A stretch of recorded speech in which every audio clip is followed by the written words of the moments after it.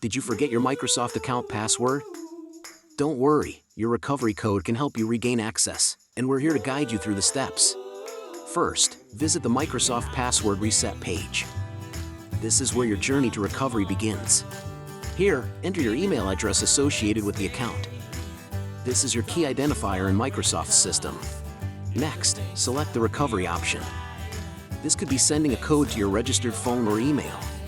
After receiving the code, enter it into the prompt. This step verifies your identity to regain access. Finally, create a new password. Ensure it's strong, combining letters, numbers, and symbols. Congratulations! You've successfully accessed your account.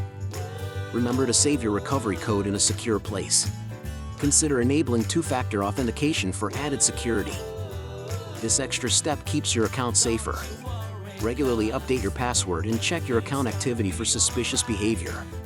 Staying informed about security updates will help you safeguard your Microsoft account effectively. If you ever have trouble, the Microsoft Help Center is available 24/7 for your assistance. Thank you for watching. Don't forget to like, share, and subscribe for more helpful tips.